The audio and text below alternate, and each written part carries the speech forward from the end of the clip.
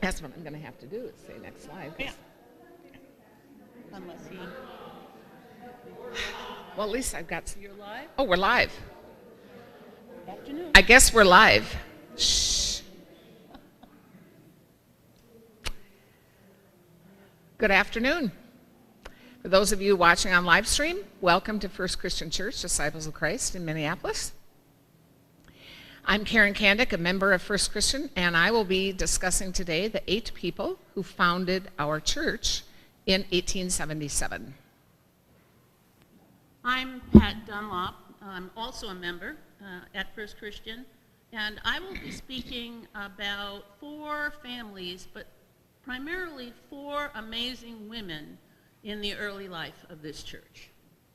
I have a couple of thank yous first. We would like to thank Steve Rusnak. Is he here? I don't know, maybe if we yell, there he is. We'd like to thank Steve for the excellent meal that he put on for us today, including a homemade dessert for those of you at home. It is excellent. We'd also like to thank Kathy Hintz and John Kringle for their assistance in doing the genealogy work that we did on this, the extensive genealogy work that we've done on this, on our people. We really want to thank Mike Kukowski and Melinda Kukowski-Nickerson back there for their work, their camera work. Mike's been saying to us, no, do this, do that. So we're in good hands with him, and we want to thank them. And I also want to thank Martha Harris, member of First Christian, for her excellent editing skills with my sometimes jumbled writings that I sent to her. I did a complete biography of each of the people I've researched, and she was very helpful in rearranging. Technical, please hold. Okay.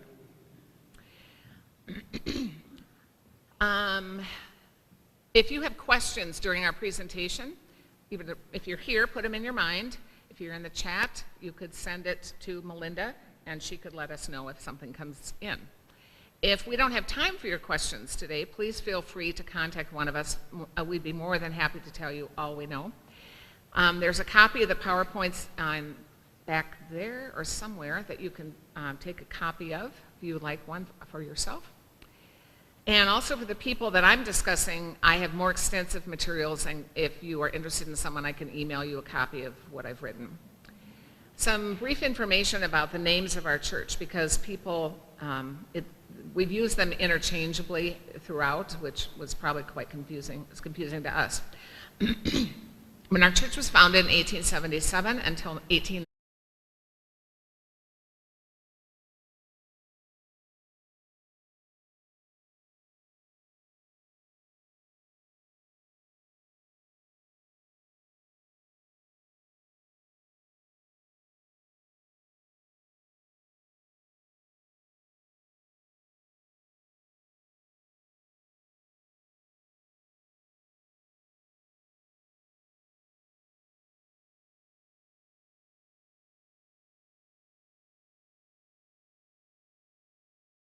I've been asked about what will happen to the material Pat and I have done, and in terms of the future, we'll keep a copy in our own archives.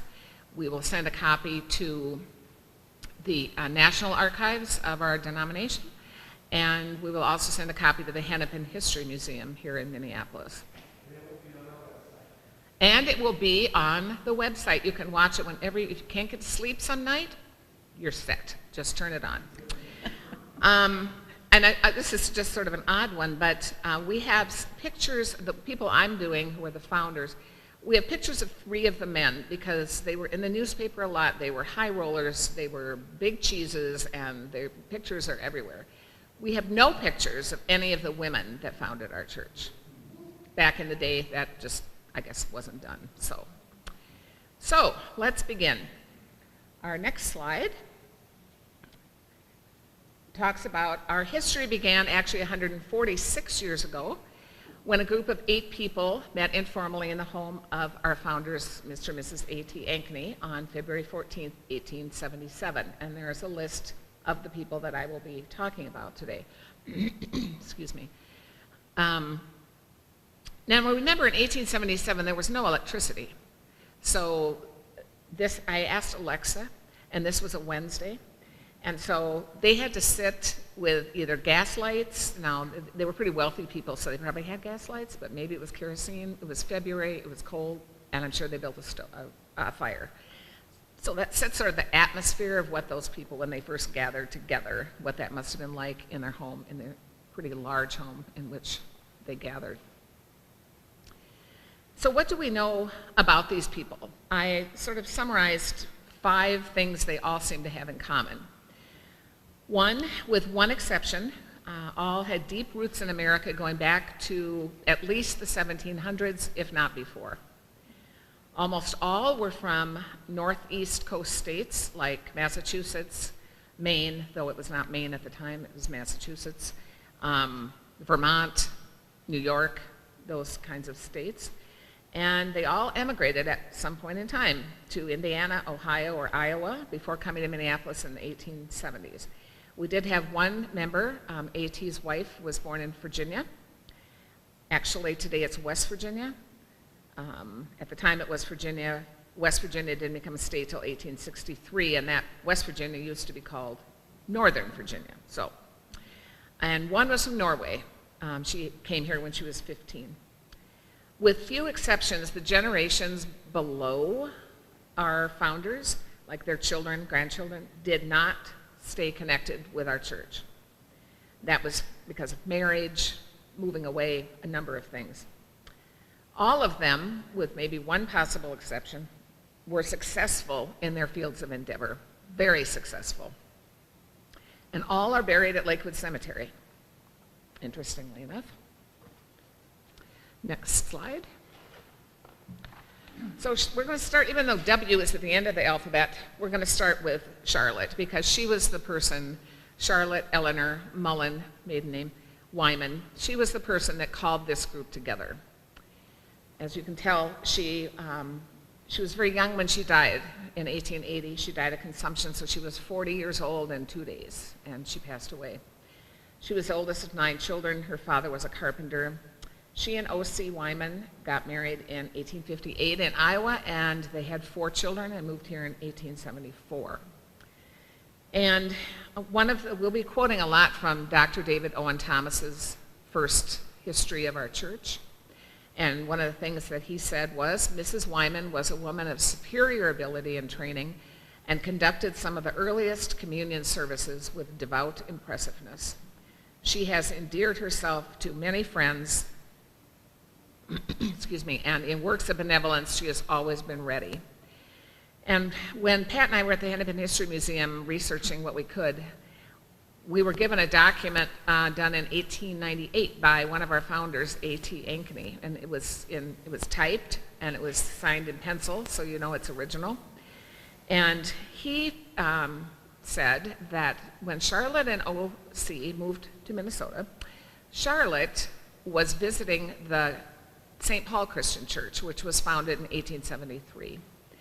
And there was a missionary in Minnesota at that time, Brother J, just J period, LaGrange. He was an evangelist with the Christian Missionary Society of Minnesota, and that he encouraged Charlotte to call together people in Minneapolis to meet rather than going over to St. Paul.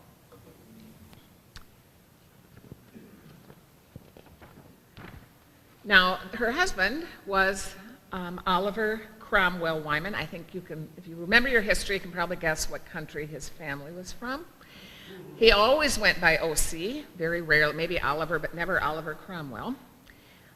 He was born in Anderson, Indiana, died here. And when they moved, he had a very successful dry goods business in Marion, Iowa, which is really now more of a suburb of Cedar Rapids, though it's its own town. And it served Minnesota and several surrounding states. It was known as Wyman and Partridge. Partridge was his son-in-law. And that Wyman building still stands in downtown Minneapolis. If you go down to 400 First Avenue North, you'll see a big stone building with Wyman written across the top, and that is our person. And I recently was watching an old episode of a TPT special on the history of Minneapolis, and Wyman was mentioned in that history as someone who, excuse me, served many, he had many buildings. This was just the only one standing that he sold goods to around Minnesota. And in this special, they talked about him as being one of the people that put Minneapolis on the map. So if you turn to the next page, you'll get to see a picture of O.C. Wyman. There he is, very distinguished fellow. He was one of the 3 original trustees of our new church, and he was also on the board of directors of 3 banks, along with other things he did. And he donated a stained glass window, which was in the Portland Avenue Church. I don't think anyone knows whatever happened to those windows, but they did not move over with us. So, but it was "Her children rise up and call her blessed." He remarried in 1889, had a second family, and became, unfortunately for us, a member of Westminster Presbyterian. In 1923, when he died, he left $500,000, which is today about $9 million in today's dollars, to Abbott Hospital to build a new wing, which they did, and it added 160 beds to that hospital. So he was clearly a wealthy guy. Now, on some of these people, I've added some fun facts. So these are some fun facts about the Wyman and their children.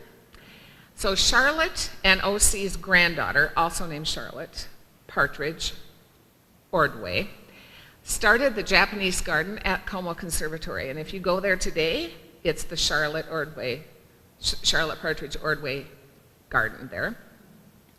Their granddaughter, Charlotte, our Charlotte's, and O.C.'s great-granddaughter was Sally Ordway Irvine, a philanthropist who donated the money for the Ordway Center for the Performing Arts in St. Paul. And Sally Ordway's husband was Thomas Irvine. The Irvine family donated their mansion at 1006 Summit Avenue in St. Paul to the state of Minnesota in 1935. And here's your first quiz question of the day. What is that 1006 house today? Yes, Dan? That would be the governor's mansion. Yes, it is. And one other fun fact, O.C.'s parents, he was from Anderson, Indiana, remember? His parents donated the land on which Anderson, Indiana was founded. So I think I can't emphasize enough the wealth and sort of, if I could, at the cemetery I can go into some more about their children, but they were all really successful, kind of wealthy people. The next slide,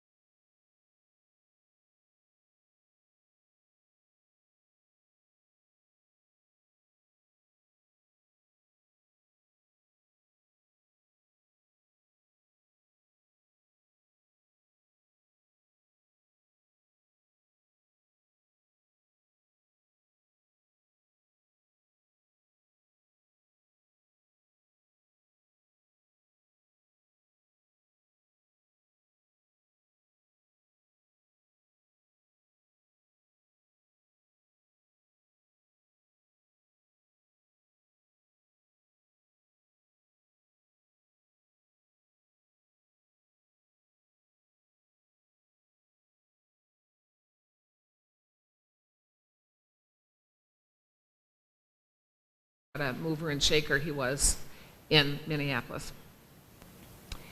He was president of the Board of Education in Minneapolis from 1890 to 95, and during that time secured passage by the state legislature for free textbooks in schools. He was the first person that had free textbooks in the Minneapolis schools and then made it possible for the rest of the state. In 1889, he was appointed by Governor Lind to be a member of the Board of Directors of the state normal schools, and he was president of that. In 1886 to 88, at least, he was president of the Algonquin Democratic Club of Minneapolis, which was a Democratic Party club. He also was appointed to the executive committee of the National Associations of the Democratic Clubs. He was one of the incorporators of the Masonic Temple Association and helped build the Masonic Temple, which I did not look to see if it's still there, DuPont and Franklin Avenues, and he was president of that. And interestingly enough, even though he was a member of Portland Avenue at the time of his death, his funeral took place at the Masonic Temple. He was also instrumental in the construction, and some of these are now not constructed anymore, but Southside High School building, Van Cleve School, Douglas Elementary School, and the North Branch Library. In 1885, he ran for municipal judge as the Democratic candidate. He did not win.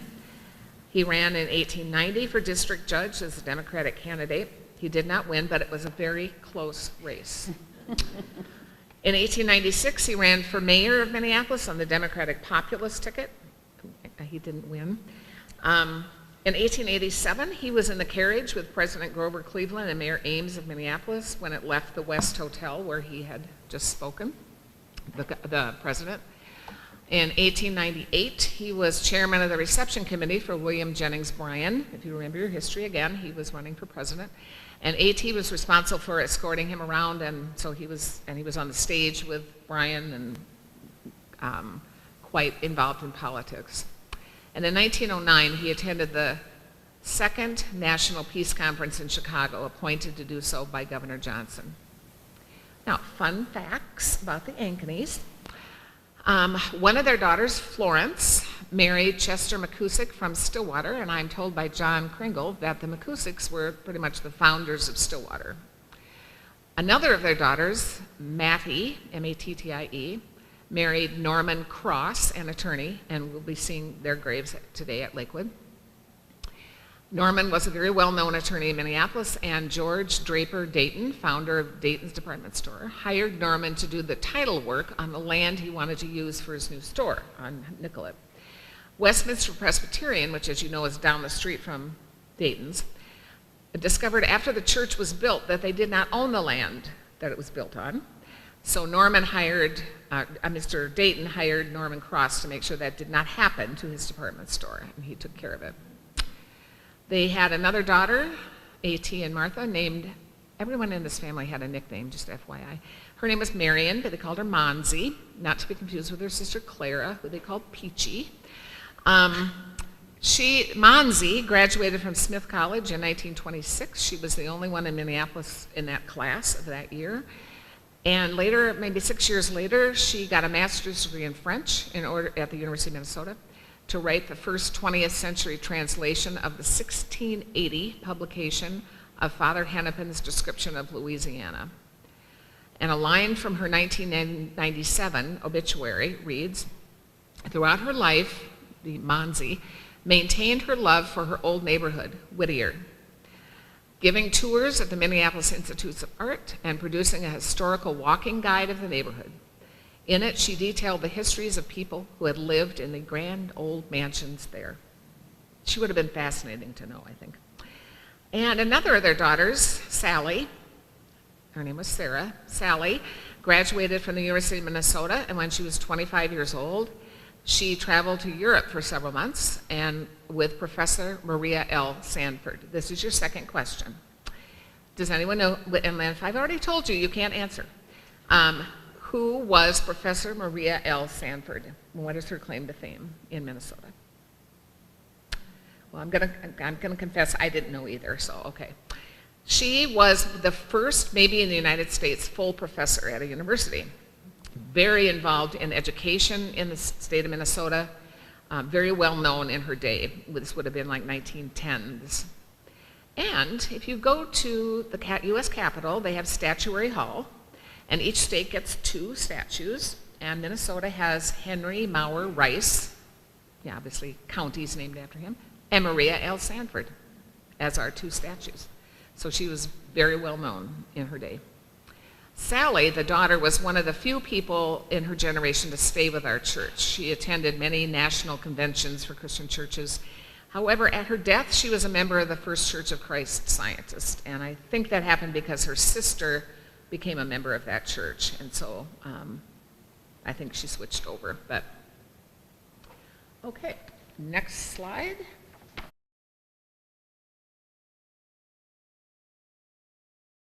And Ingeborg Beebe. Ingeborg, her actual given maiden name was Lambrecht's daughter, D-O-T-T-E-R. She was from Norway.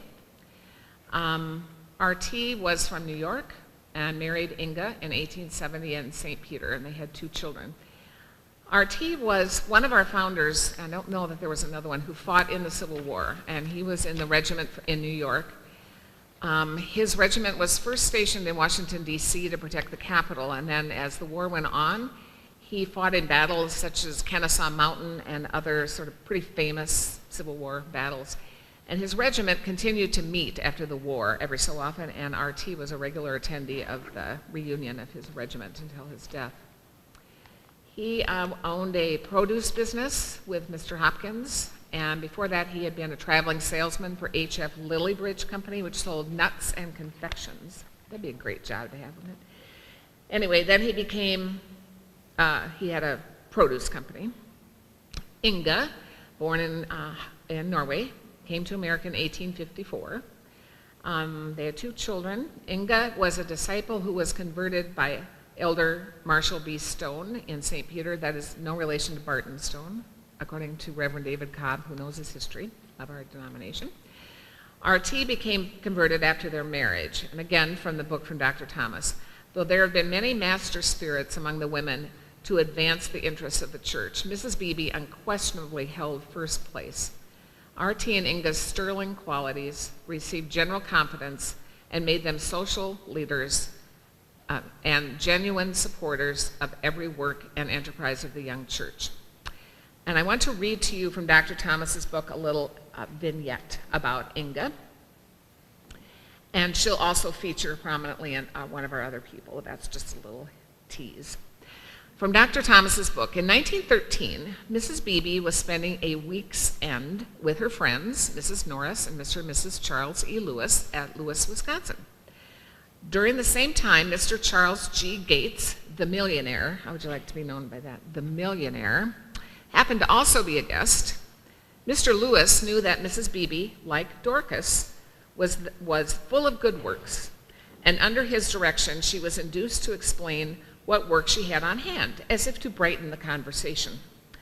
After her entertaining narration, Mr. Lewis, who knew how to deal in big figures, said in an offhand way, Mr. Gates, I don't think he said the millionaire, but that's who it was, you ought to give Mrs. Beebe $100.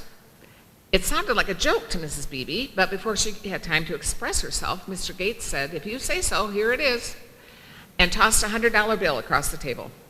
It was an act that reflected well on the company, but would never have happened without the promptings of a generous heart to open the way.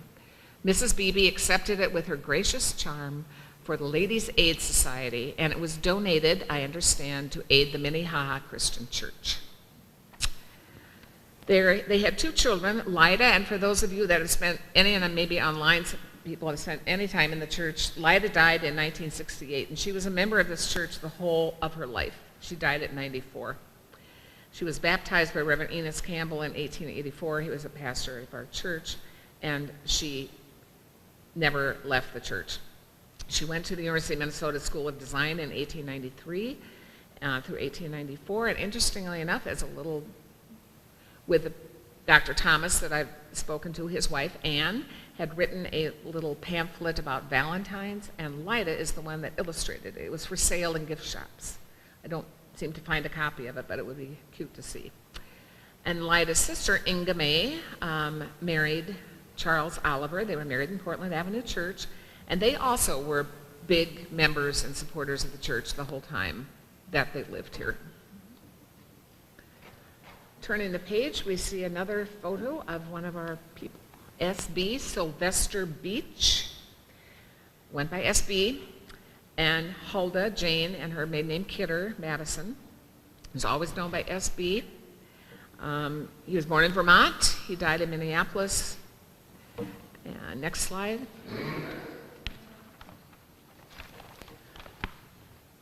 Huldah was born in New York. They had 4 children, moved to Minneapolis in 1871. They also raised a nephew, which was Huldah's brother's child. His name was William Kidder. His mother died giving birth to him, and he came to live at age 1 with SB and Huldah. He also had an older sister, William did, who went to live with Huldah's other brother who lived in Minneapolis. SB owned the Madison Omnibus and Transfer Company, which he started by hauling freight and passengers from the Minneapolis train depot. So if you had a pier to Minneapolis with your luggage to go to a hotel or visit friends, you'd find one of his taxi drivers with a horse and cart saying, "Let me take you wherever you want to go," for a price, of course. Otherwise, SB would not be that wealthy. But so then that gradually worked into motorized vehicles, and he had a big, there was a place downtown Minneapolis called Central Market before it burned down, owned by T.V. Walker, the Walker Art Center, and he stored all of his things, horses and then motorized vehicles. And in the St. Paul Globe in 1894, they referred to him as Busman. He also owned a lot of rental properties in Minnesota, Wisconsin, St. Cloud. And this was from an 1878 newspaper article. Mr. S.B. Madison of this city has just sold a tract of pine land owned by him on the Chippewa River in Wisconsin for the round sum of $43,000 in cash. And that's about $1.3 million today. That's one of the little morning transactions which Minneapolis capitalists frequently have to record. What a sort of snotty way to say that. But SB was an original trustee also, served for many years. He and Huldah met the disciples in Illinois, and according to Dr. Thomas, again, their quiet strength counted greatly for the success of the church. His hand was ever open to a call for any good work.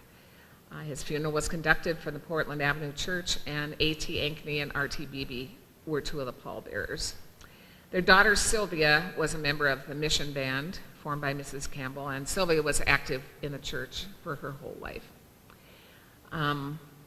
Now, I have there in 1901, SB was, the mortgage was taken out on Portland Avenue Church in 1892. 1901, 9 years later, they paid off the mortgage. And so they had picture this, in the church, they had a service, and Mrs. Beebe held the papers, the mortgage, to be burned because she was in the Ladies' Aid Society, and they had contributed the most to getting the mortgage paid off. And the fire was lit by SB, so she held the flaming papers aloft, and everyone rose in the congregation and sang the doxology. Side note, Pat and I wanted to give a demonstration of this so we could, a dramatic reenactment. Pastor Dan said, no, fire codes, so you're going to have to use your imagination for that dramatic moment at 1901. And I want to say a little bit about William Kidder that I referred to, and you're like, he's a nephew, what do we care? I don't know, I found this story fascinating, so fun fact. So William Kidder must have really liked the transportation business with his uncle, because in 1917 he took flying lessons at Newport News, Virginia, and he was one of the people that trained pilots that went over in World War I when the United States entered the war. He trained the pilots, he didn't go himself, but he trained the pilots that did. After the war, he had a franchise of airplanes from Curtiss Airways, and he brought them to St. Paul, actually, and he built his own airport on the corner of Snelling and Larpenteur. So right now you couldn't you couldn't fly a paper airplane there, but now that's what it was at the time. He built his own airport and sold these planes. He was hired by the governor during Prohibition to have his planes fly over northern Minnesota because they were for sure they had stills and were making moonshine there, so he wanted to check those people out. Mr. Dayton hired him to be like the first, perhaps in the country, air freight, so that they could get freight and then it would go to another city. The planes would fly on that. In 1921, he asked the Fair Board if they would build a bridge over Snelling so people could go over and take rides in his airplane, and for a cost, of course. And the Fair Board said no, because they were afraid of losing money as well as customers. So no bridge was built over Snelling. As far as I know, that airport is long gone. Kidding, of course it is.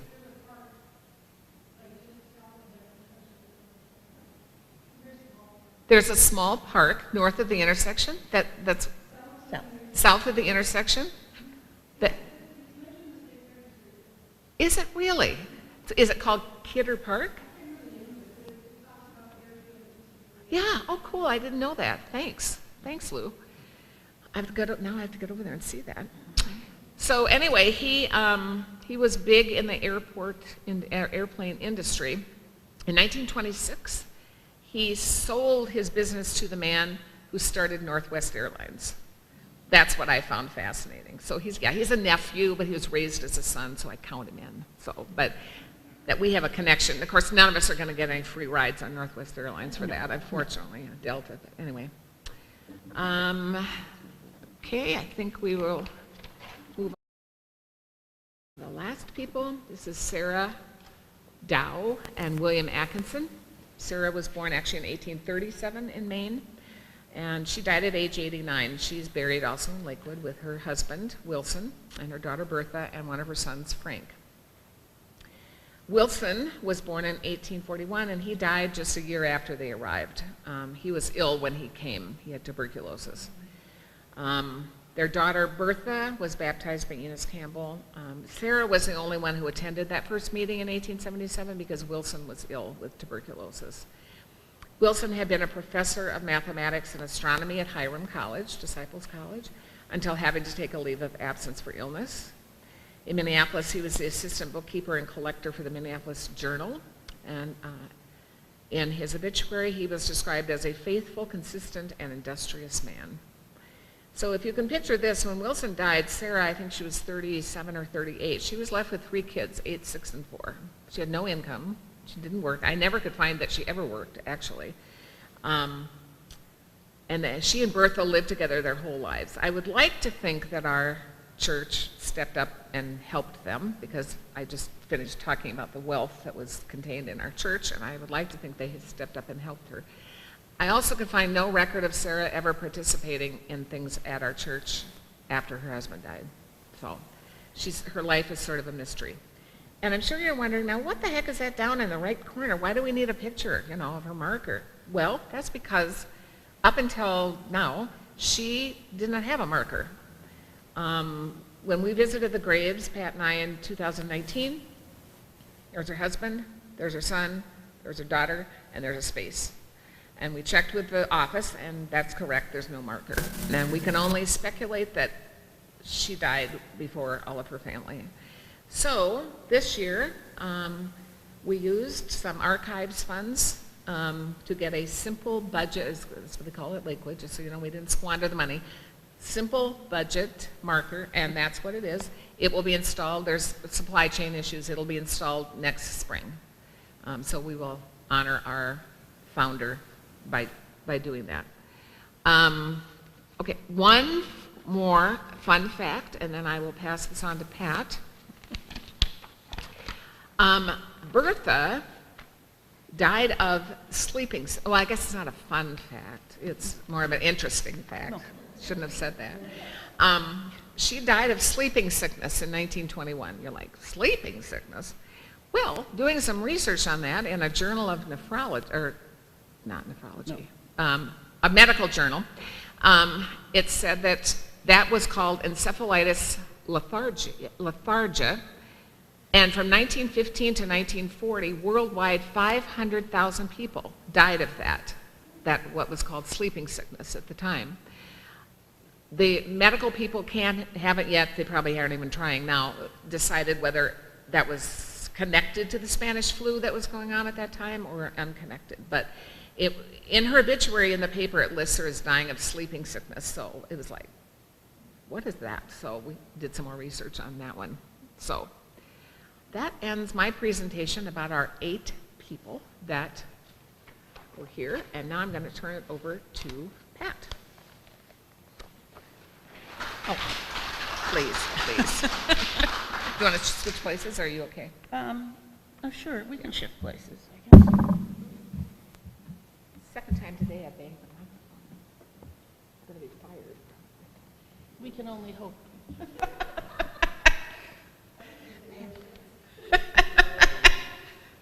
Pat was very clear with me that I had limited time. You know too much about these people. You cannot go on and on for days. Okay. Can I have the next slide, please? Karen and I were asked to do this again for a second time. You're a glutton for punishment, you people. It occurred to me that there were early people in the church that aren't always recognized, and that if we were going to continue to do these kinds of presentations, we should try and make some time for who were they.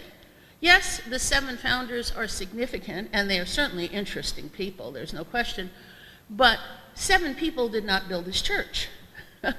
And of 146 years, there had to be somebody else, right, that could be considered interesting. And so I chose essentially 4 women, because to be truthful, when you read the histories, as Karen said, there are pictures of men everywhere. There's almost no pictures of women, and it's difficult to actually find any. But there were 4 early women involved, and this is the first. Who was the missing founder? There was another founder, believe it or not. She never talked about almost anywhere, a couple lines, and that's it. But she was Mrs. B.F. Hazeltine, and we had no idea who Mrs. B.F. Hazeltine was. Well, who she was Sabina, Bina was the name she went by, Robbins Honeywell Hazeltine. And she was born in Ohio in 1850. She was number 7 of 14 children. And we know little about her life, but she attended Hiram College, and she graduated in 1874.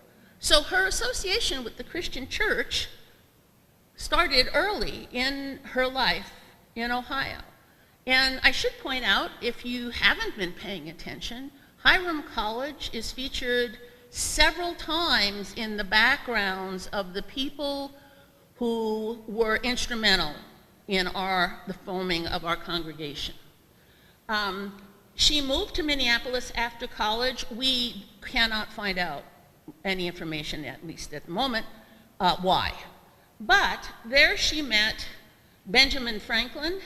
He had moved much earlier, and he was in the lumber business. They were married in 1879 in Minneapolis, and he was 48 at the time, and Bina was 28. And you'd say, wow, May and December, Well, it turns out that when Karen and I went to the cemetery and checked the gravestones, they are buried in Lakewood. There is another stone present there. There is a stone for a Harriet, Hazeltine, and Babe, dated 1877. BF was married before, and subsequently met Bina. There's little record in our church records of Bina's involvement, but she was significant enough that at our 50th anniversary celebration for the Portland Avenue Church, she is listed as the last remaining founder of the original charter members, even though she wasn't at that first meeting, and her name only appears in one line that says she missed it she was sick. Okay? Another interesting point was that she lived to a good old age of 82, and her service was conducted by another significant pastor in the life of this church, George O. Marshall, at the Portland church, and she left a goodly sum of $1,000 to the church at that time. Next slide, please. Another woman, and actually this is more than one woman. This is actually a family of 3 women, really remarkable women. Many of us know that there has been a circle, or there was a circle here for years, called the Laura Lynn Major Circle. But you may not know why or how that relationship began. Well, this is just part of her story. So her parents, Aurelius E., what a great name. Wouldn't you like to be going around saying, hey, Aurelius? No, I don't think so.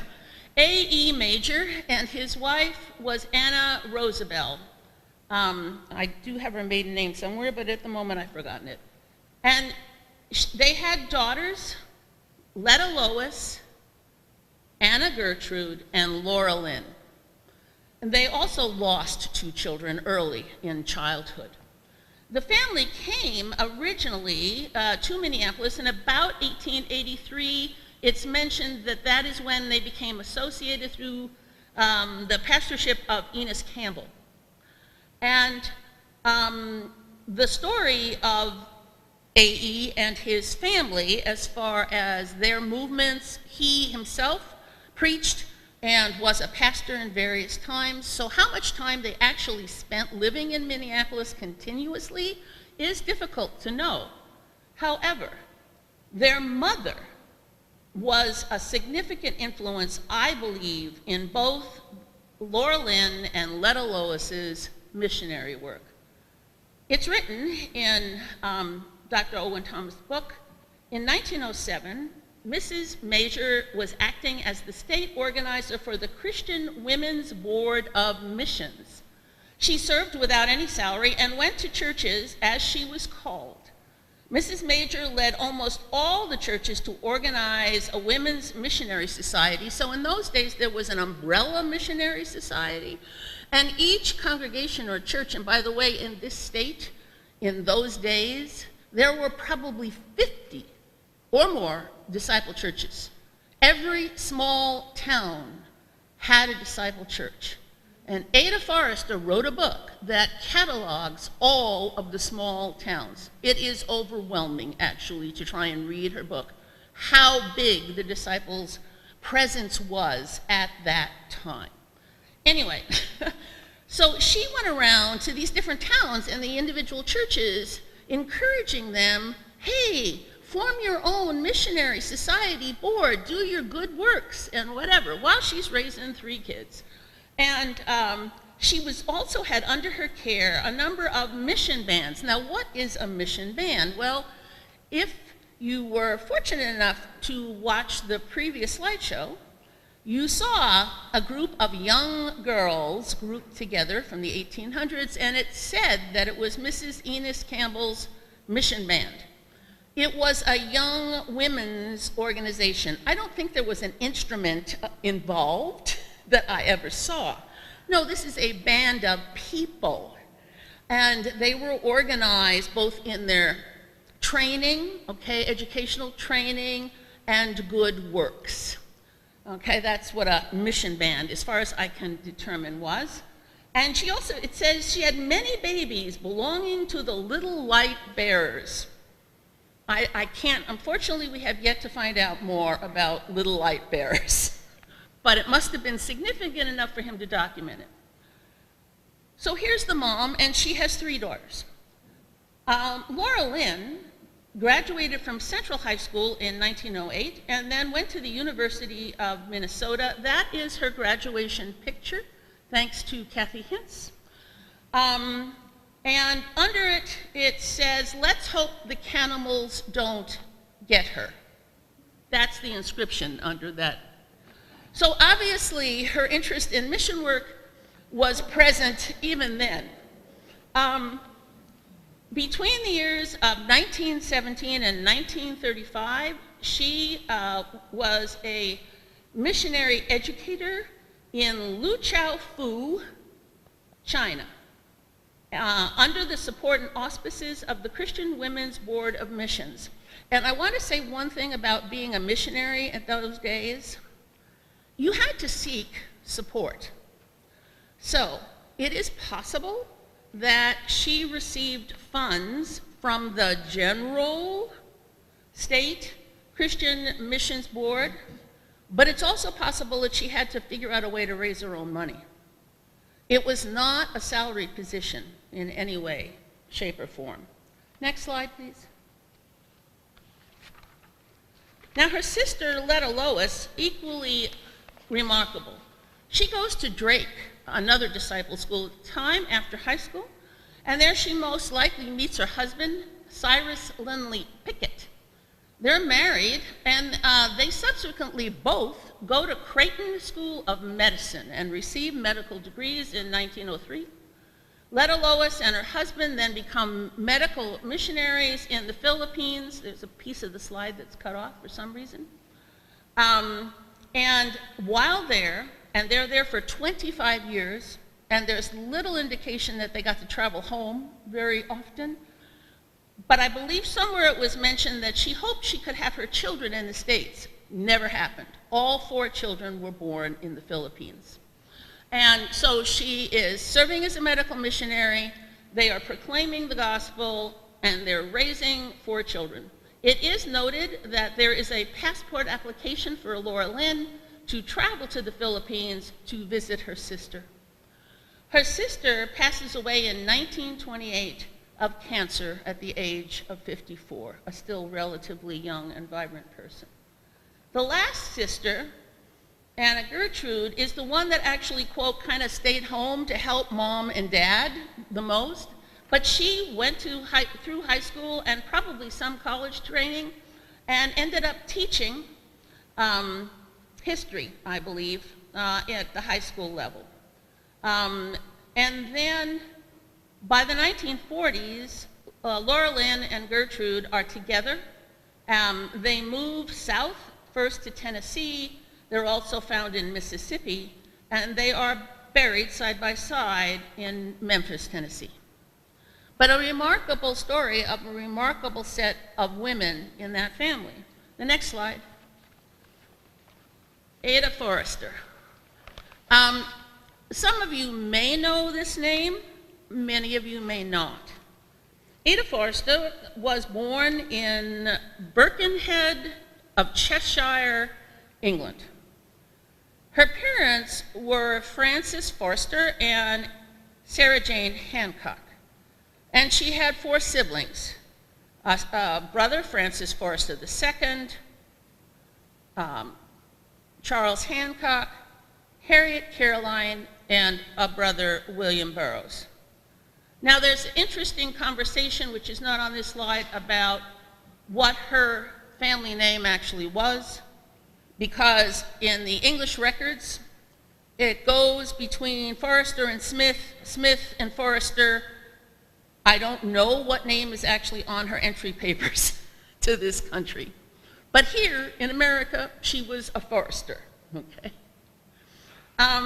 The first to emigrate is her brother, Charles Francis, in 1894. Then Ada comes in 1905, with the intention of joining her brother, who is Reverend Charles, you can see, in Vermont. Francis II then emigrates, states his profession is also in the ministry, and he and his wife are going to Garden City Christian Church, where? In Minnesota. And indeed, they did go there, and Ada joins him, and she is ordained into ministry in 1907. Her 3 remaining family members, Caroline Harriet, or Harriet Caroline, depending upon who you want to read and the date of the census, William Burroughs and the mother, Sarah Jane, emigrate to the U.S. To be with Ada in Fairmont, Minnesota. And she began serving as the minister of the Fairmont Church in July of 1907 and remained until 1911. In the years of 11 and actually beyond, she serves in many positions with the Minnesota Christian Missionary Society. And in 1915, she becomes an assistant or associate pastor at Portland Avenue Christian Church. And she led the church for 6 months as the pastor pro tem. And during that time, there was an urgent call to raise money for the Brotherhood. And the church, Portland, said they would donate $1,500. But after Ada's significant and I think probably strong influence, at the end of the collection, the church donated $2,200, so a substantial amount above what their original commitment was, thanks to the work of Ada Forrester. And next slide. One of the other, for us, significant contributions of Ada is that in 1919, she, together with Mildred Haggard, who we'll also hear about in a second, spurred the acquisition of what was then Woolnot Inn on Lake Minnetonka to become the Tippewahkan Conference Center for the Minnesota region. And in 1920, at the state convention that was held at Tippewahkan, it says on the night before Women's Day, I didn't know we had a day, but we got a day then, the Reverend Ada, the Missionary Society, asked the Christian Women's Board of Portland Avenue, so this is just our church board, missions board, if it would dare to keep Miss Mary Campbell, a young woman recently appointed missionary to India. It meant, would we pay for her to do her mission work? And they dared. And Portland Avenue became the first independent congregation in Minnesota to serve as a living link congregation. From 35 to 45, Reverend Ada is at the Minnehaha Christian Church, an offshoot of the Portland Church. She was very instrumental in renovating that church, keeping it alive for a number of years.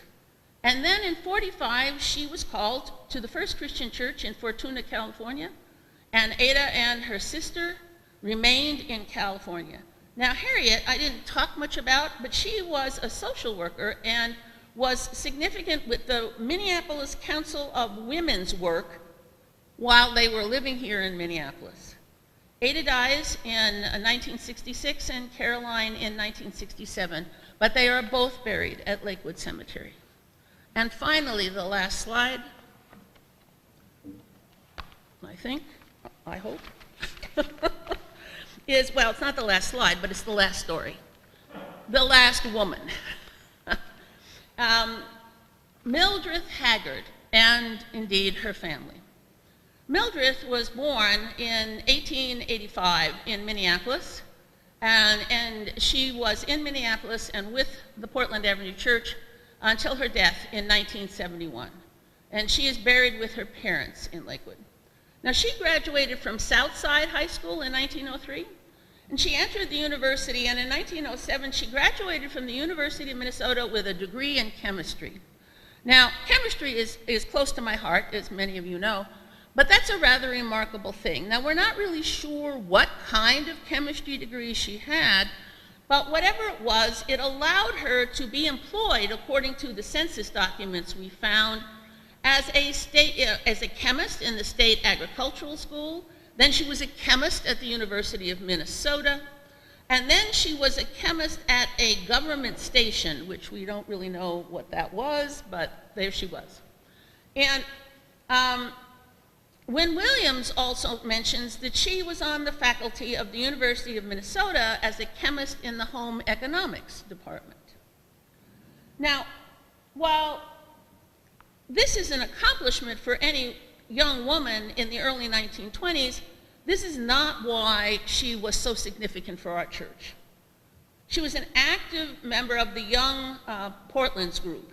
And there was a group, an association called the Christian Endeavor Society, which was young professionals and young people who banded together in their Christian principles and essentially looked to help in the community.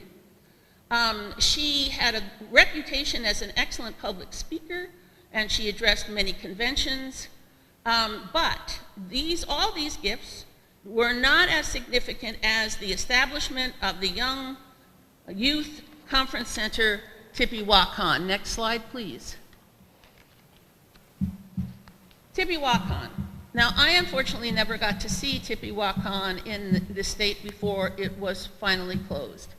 However, it was a very significant youth conference camp center from the time it was purchased and began functioning, which was in 1920, until the time that it closed, which is about 1968. I don't have the exact date on here.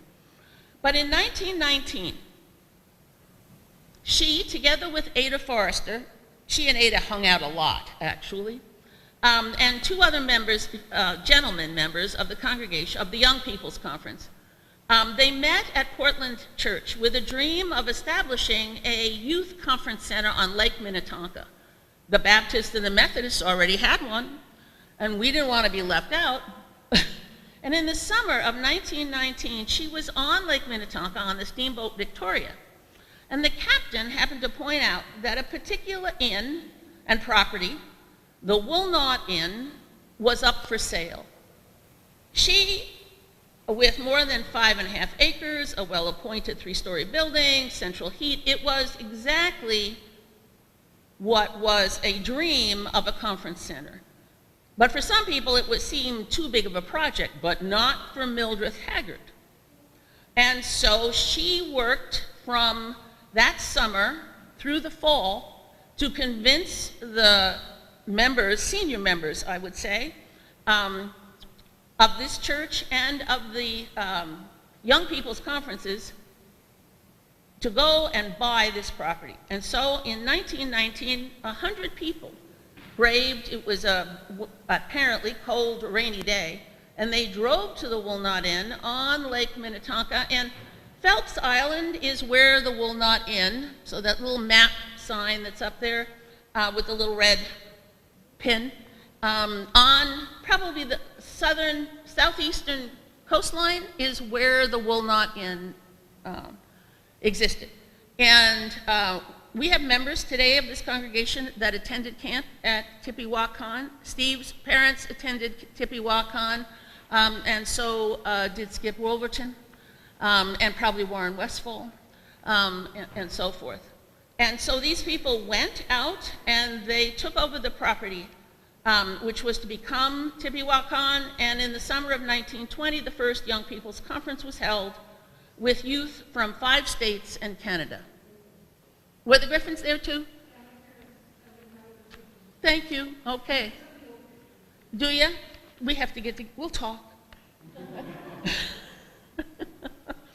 Now, the story of Tippewahkan could go on, and this is not about Tippewahkan, but it is because of Mildred that we were so fortunate to have this property for all the years. And we have pictures from over the years and sent campers, Young People's Retreat. There were educational conferences for lay women in ministry, some of whom I met when I first came to this congregation in 1971, who went there and got certificates. You would go, it was like a short course in, well, some were educationally based, some were for missions, some were, and speakers were brought in from national offices or other churches where, and conducted, and then after a week or 2 weeks' time, you received a certificate saying that you had had this instruction and could speak to these matters in the church. Last slide, please. Now, Mildred was an only child. So there weren't siblings but there were parents, grandparents, and all sorts of others who were involved. And her father was a very distinguished man in his own right, but so was her grandfather and his father before him. And so the original Haggard, David, was a farmer in Kentucky who was Baptist, but during the Restoration period, he became disciple. He had, I think it's 6 sons and 6 daughters. But 7 sons. 7 sons, thank you. He had one son was David Matthias Haggard, and that's his picture there on the right. And he became a disciples minister and the father of George Delaney Haggard, who was Mildred's dad. And so there's George Delaney from his early years of medical school, and then there is George at 104 when he passes away. But George was not alone as an excelling person in his family. His older brother, Alfred, became a minister and served in Iowa for years and years. His brother Charles moved to Seattle and founded the Home Company. It was a mortuary in Seattle, the largest, and that little picture down on the right corner shows a rather large mausoleum kind of building with all kind of old 19, 20, 30s cars in front. That was his fleet of hearses for his business. He was a very significant business person in Seattle at the time. And then a younger brother, Ernest McConnell Haggard, was a physician and surgery professor at the Physio Medical College of Indiana. That completes our history presentation about some of the significant people for our congregation. And I have to say that in doing this, researching this with Karen, it made me wonder, were all these people that unusual? I mean, when you think about the accomplishments and the works, did they consider themselves unusual at the time? Or just ordinary people trying to do their best, who happened along the way to have actually accomplished some remarkable things? And I think if we look at the people subsequent to this era, to the era of First Christian Church in 2201, which began in 1955, there are another host of individuals, all of whom I think, who thought they were just ordinary people who loved to be disciple and the principles of what disciple stood for, of the open communion and the welcoming of a congregation, that made them not unique in their eyes, but when you look back at their legacies, unbelievably unique.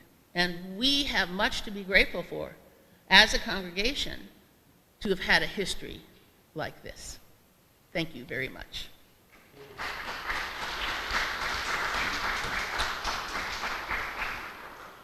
Anyone have any questions? Yes, Monica? Oh, yes. Yeah, I can, I have a copy of Ada's book, and maybe 50 is a slight exaggeration, but the number is amazing. I mean, please remember, there were, was it 7 or 8? How many did we count for the building that we did? Of the extra buildings from us? Yeah. There were about 7. There, at least 7. That we founded from Portland. Portland founded 7 disciple congregations in this city alone. And there were congregations in Duluth. And there were congregations in, Austin. Yeah, all over. I mean, it was, I was amazed. I had no idea. But they were there. You know, and we have to thank Ada Forrester for writing that history, or we would never know. You know, really quite amazing. Any other question? Yeah. Yes? You know, I think there is, okay. At the Mound Historical Society, which I have said I was going to go to, which I have never done, but I have said it more than once, I believe they have the exact footprint. I don't have the exact footprint.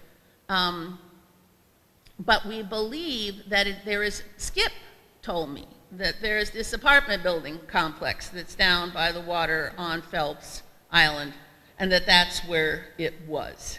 I'm hoping the Historical Society, if I ever get there, they're only open like half a day a week or so, you know, can help me pin it down.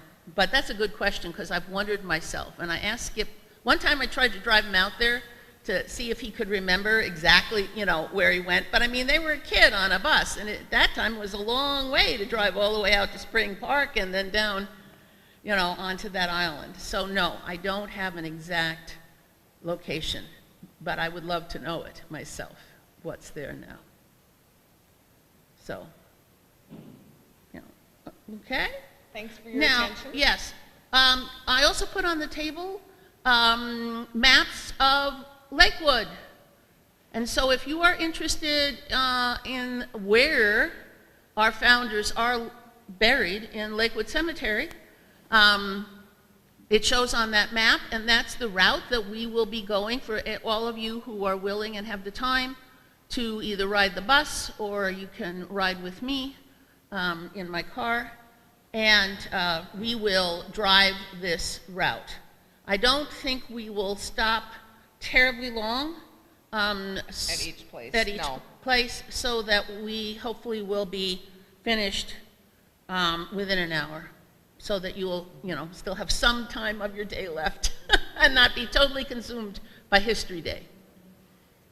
Trust me, it's easy to become consumed by history.